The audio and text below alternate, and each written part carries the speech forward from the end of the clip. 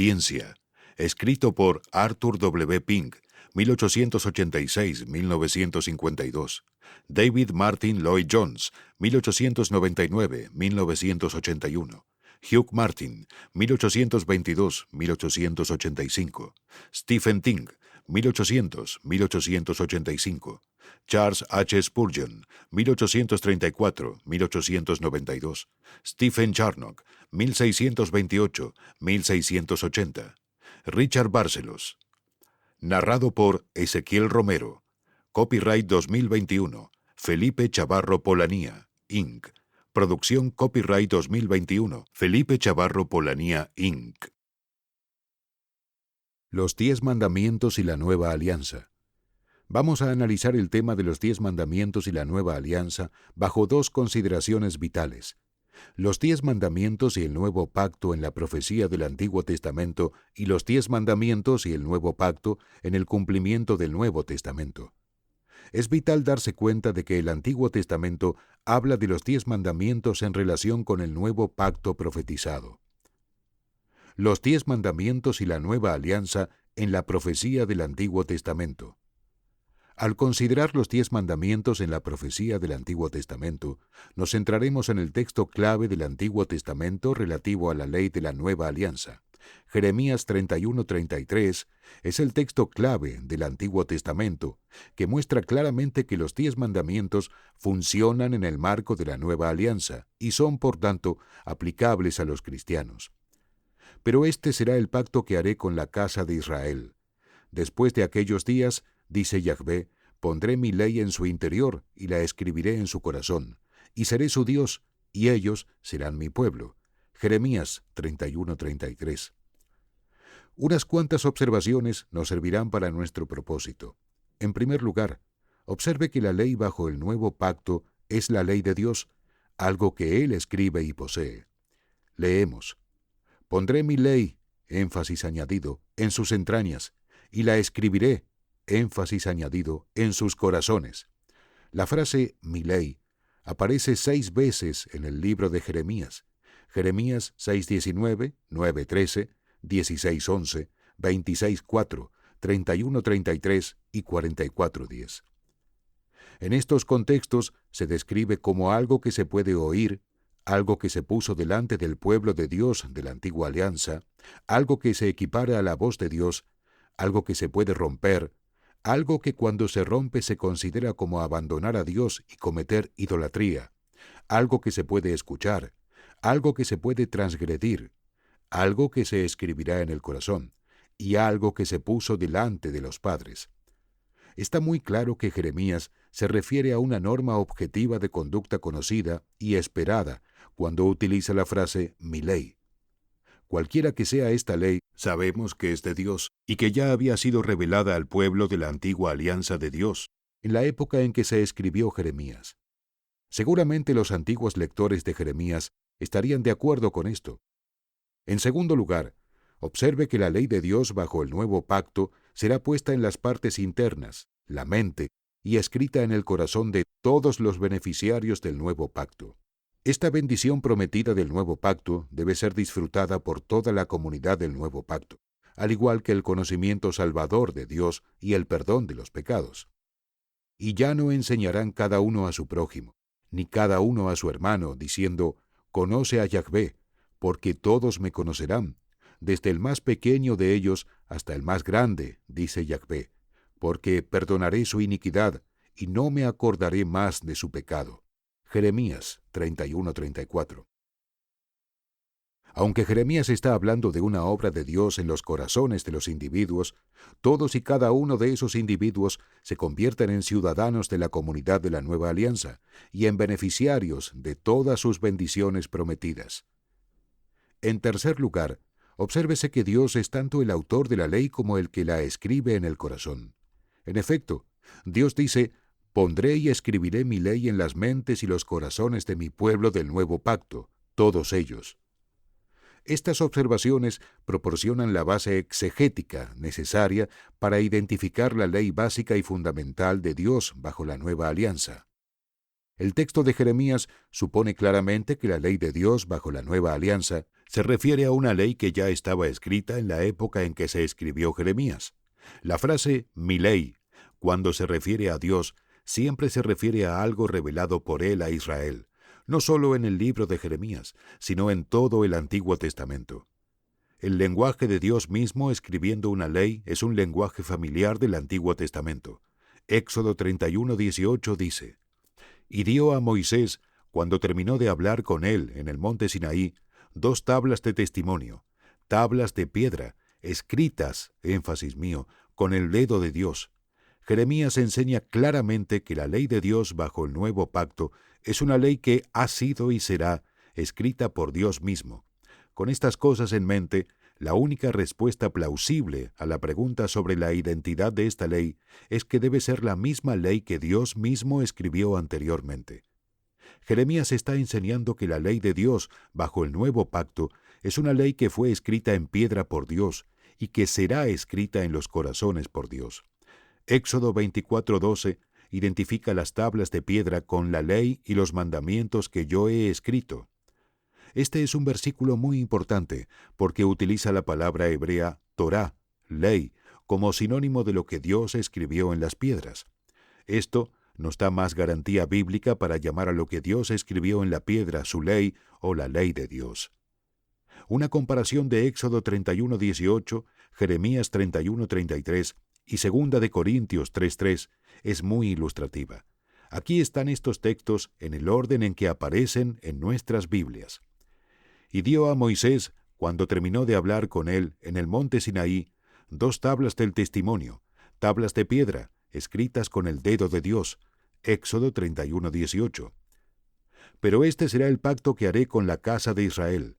Después de aquellos días, dice Yahvé, pondré mi ley en su interior y la escribiré en su corazón, y seré su Dios, y ellos serán mi pueblo.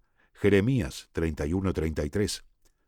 Por cuanto es evidente que vosotros sois la epístola de Cristo, administrada por nosotros, escrita no con tinta, sino con el Espíritu del Dios vivo, no en tablas de piedra, sino en tablas carnosas del corazón. 2 de Corintios 3:3.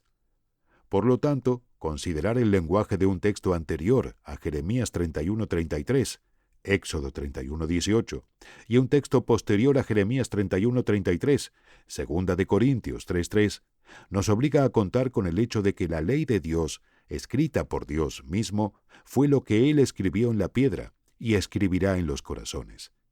Recordemos que de manera muy singular, los 10 mandamientos constituyen la ley de Dios. Concluimos.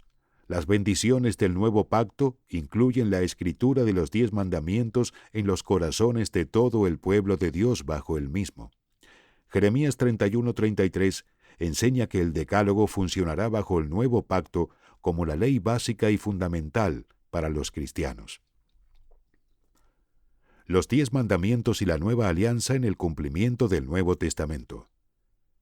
Aunque hay muchos textos que podríamos examinar para demostrar que la profecía de Jeremías sobre la utilidad permanente de los 10 mandamientos se está cumpliendo bajo la nueva alianza, nos concentraremos en solo 2, 2 de Corintios 3:3 y Romanos 13:8-10.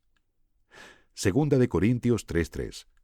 En 2 de Corintios 3:3 se lee: por cuanto se ha declarado manifiestamente que sois la epístola de Cristo, ministrada por nosotros, escrita no con tinta, sino con el Espíritu del Dios vivo, no en tablas de piedra, sino en tablas carnosas del corazón. La sección comienza en 2:17 como un extenso argumento a favor de la validez del ministerio de Pablo. En 3:1, Pablo ofrece una pregunta reguladora. ¿Comenzamos de nuevo a encomendarnos a nosotros mismos? ¿O necesitamos, como otros, epístolas de encomio a vosotros o cartas de encomio de vosotros? En el capítulo 3, verso 2, Pablo utiliza una metáfora que representa a los propios corintios como una carta escrita en su corazón. En el capítulo 3, verso 3, utiliza una metáfora similar con un propósito diferente, afirmando que los creyentes corintios son manifiestamente declarados como la epístola de Cristo ministrada por nosotros, escrita no con tinta, sino con el Espíritu del Dios vivo, no en tablas de piedra, sino en tablas carnosas del corazón. Considere las siguientes observaciones. En primer lugar, En el contexto, es evidente que Pablo está hablando de la nueva alianza profetizada por Jeremías. Esta afirmación queda demostrada por el lenguaje utilizado por Pablo en el versículo 6, Nuevo Testamento, y en el versículo 3, donde los paralelos con Jeremías 31-33 son sorprendentes. Como dice Juan Calvino, él alude a la promesa que se registra en Jeremías 31-31 y Ezequiel 37-26 con respecto a la gracia del Nuevo Testamento. Pablo dice que esta bendición se cumplió por medio de su predicación. En segundo lugar, Cristo es el autor de esta epístola escrita en el corazón. La frase de Cristo se entiende mejor como que Cristo es el autor de la epístola escrita en el corazón. Cristo autentifica el ministerio de Pablo, haciendo la obra que solo Dios puede hacer al escribir sobre las almas de los hombres. En tercer lugar, Cristo no utiliza la tinta, sino el Espíritu Santo para escribir en el corazón de los hombres. En cuarto lugar, las tablas de piedra se refieren a los 10 mandamientos tal y como fueron escritos originalmente por Dios, 2 de Corintios 3:7 y Éxodo 31:18. En quinto lugar, las tablas carnosas, es decir, el corazón, se refieren a los corintios. En sexto lugar, a diferencia de la escritura en tablas de piedra bajo la antigua alianza, que tenía como una de sus funciones el ministerio de la muerte, la escritura en las tablas de los corazones bajo la nueva alianza es un ministerio del Espíritu, que da vida. Ver BB 6:7. En séptimo lugar, lo que Cristo escribe en el corazón es la ley de Dios prometida en Jeremías 31:33. El comentarista Colin Cruz está de acuerdo. Al final del verso 3, mientras avanza en su argumento, Pablo varía la metáfora diciendo que esta escritura de cartas no se llevó a cabo en tablas de piedra, sino en tablas de corazones humanos. Aquí Pablo deja atrás el contraste entre el trabajo de un escriba con pluma y tinta y el trabajo de un apóstol que ministra con el poder del Espíritu, e introduce otro contraste, el de la escritura en tablas de piedra y en corazones humanos.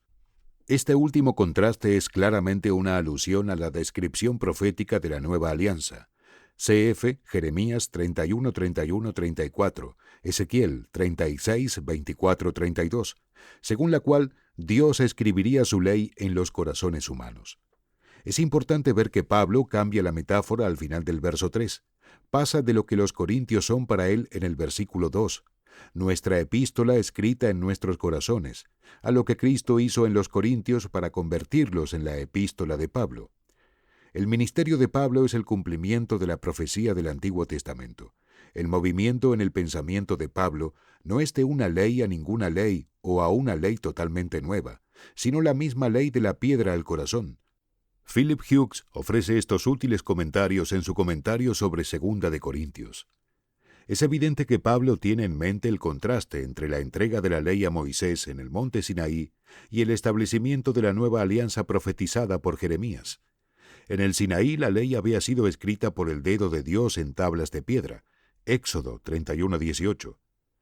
Jeremías 31:33, sin embargo, promete una entrega de la ley que es interna, es decir, la escritura por parte de Dios de su ley en el propio corazón. Es muy importante darse cuenta de que es la misma ley que fue grabada en tablas de piedra en el Sinaí, la que en esta era del nuevo pacto es grabada en las tablas del corazón humano por el Espíritu Santo. El Evangelio no abroga la ley, sino que la cumple. El cristiano sigue estando bajo la solemne obligación de guardar la ley de Dios, pero con esta diferencia vital, que ahora tiene el poder de Cristo por el Espíritu Santo, dentro de sí mismo, para guardarla.